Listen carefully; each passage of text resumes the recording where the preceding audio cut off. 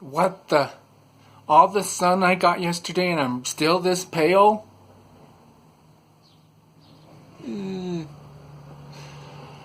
Wow. Anyway, what's with Charlie Put and his military G.I. Joe haircut? Did he get drafted or something? Does anybody know? Just wondering. I don't know what that is. Is that going to be a thing? I don't know. I'm not going to do it because winter's just around the corner here and I don't want to freeze. Anyways, okay, so this is going to be about the questions you need to ask yourself before you adopt a fur baby. And now these are not hard and fast rules per se, but if you can't answer yes to all these questions, then you might want to think about whether you adopting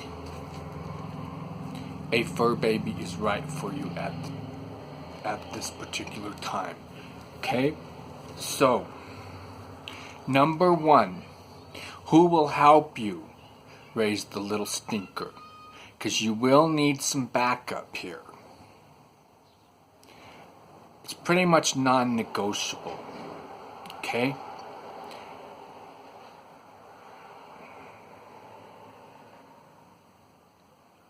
Especially if it's a puppy that's not house trained.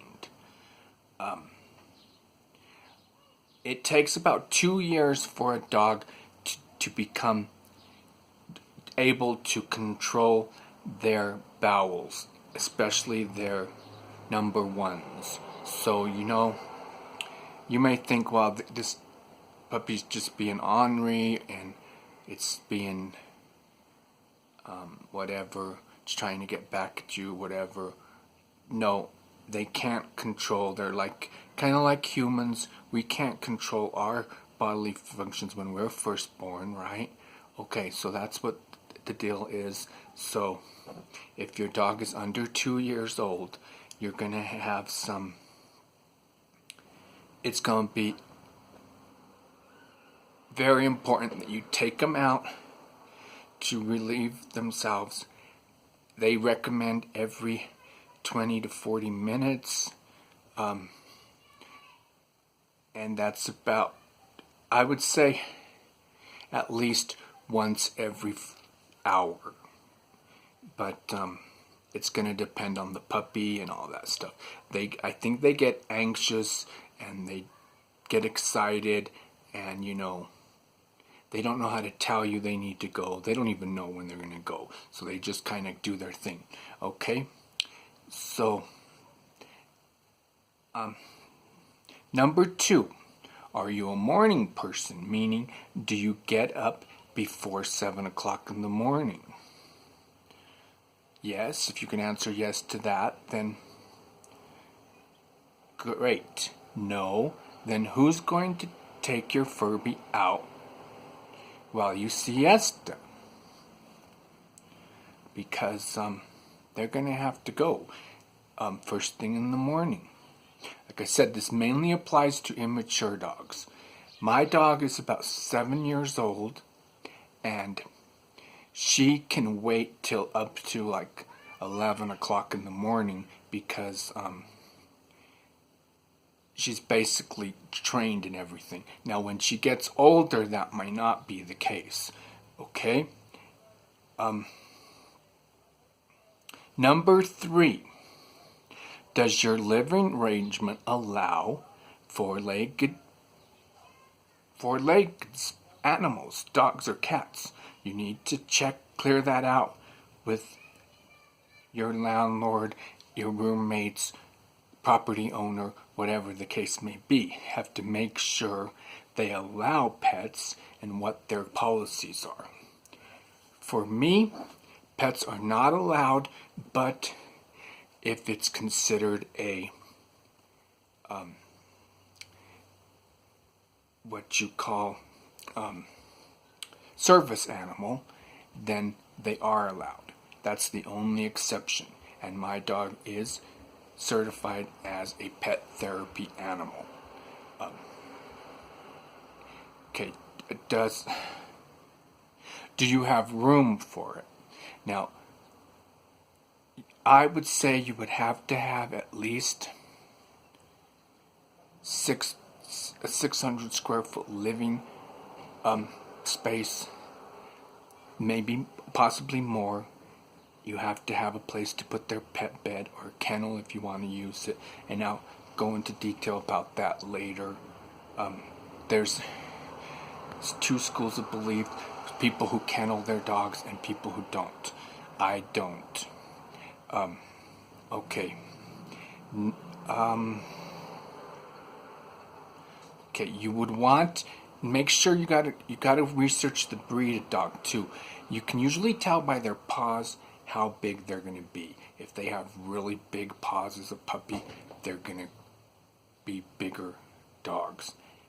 So you need to check that out. If you're not sure, then it's better to go with a dog that you know the breed and you know about how big they're gonna get. Or like I say, adopt a dog that's already fully mature. My dog wasn't completely grown. She was about halfway grown. She was about 1 year old, and she grew a lot in the next year. And in fact, she grew beyond 2 years. Takes about 2 years for all their teeth to come in, the back teeth. And after that, they keep growing, believe it or not. They probably keep growing for another 3 to 4 years, depending on the breed, of course, but they do keep growing. She's about twice as big as she was when I got her. She was only about 12 pounds when I got her, and now she's close to 22 pounds. She's a pretty big girl. But, okay, now, okay, it would be great if you had plenty of room for them to run around and get exercise, a fenced-in yard.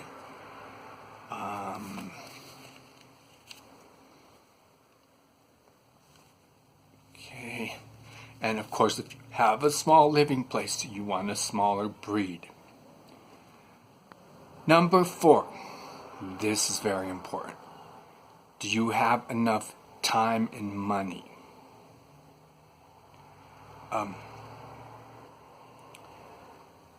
You have to have time to invest in training, walking, playing.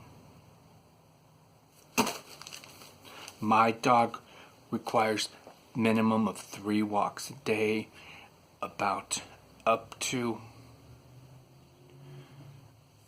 an hour every day just to walk her. Okay, the initial cost of a dog is approximately $200. This includes their bed, a kennel, their dog, puppy food, the collar, a harness, leash, toys, chewies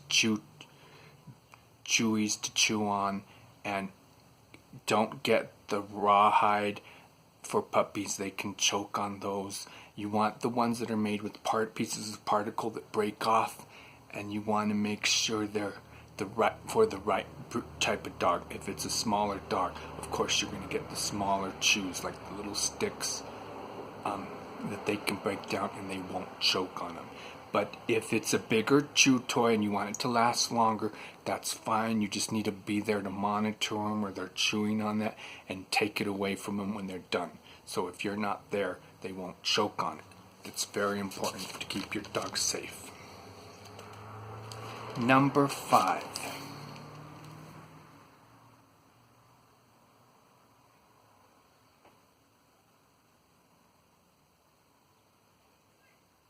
Okay, congratulations, you are an excellent match for your little fur baby member of your family, and I want to welcome you to the wonderful world of canine craziness. If for whatever reason you don't meet all these requirements, it's okay. You're not a bad person. You just may be a great cat person or maybe a cactus owning person. It's okay. Oh, and the yearly cost of a dog with the pet food, the your vet visits, which is for a puppy, it's going to be about 2 or 3 times a year. After the dogs mature, it's only going to be about once a year, unless they're sick. Then you have to take them to the vet. For me, it's about $60 for a pet visit. That's with an appointment. I think if you don't have an appointment, it's like an emergency situation, you take the dog in, it may be a little more. They don't, where I go, I think it's usually no more than $60. Okay, there is one last requirement, and that is, will you still be excited with your fur baby in, say, 10 to 20 years, because you want to be there for them their whole life, not just for a year or two. And you need to, they're going to be like your best friend or a loved one in your life. You're going to bond with them, and they're going to be part of your family. Not a pet, not a fixture, but a member of your family. And so I think, I haven't done too much extensive research, but I think they do allow you to visit with the animal and take it home for a weekend and see how you can handle it. Or you could borrow a dog from someone who has one to see how, just like me, for instance.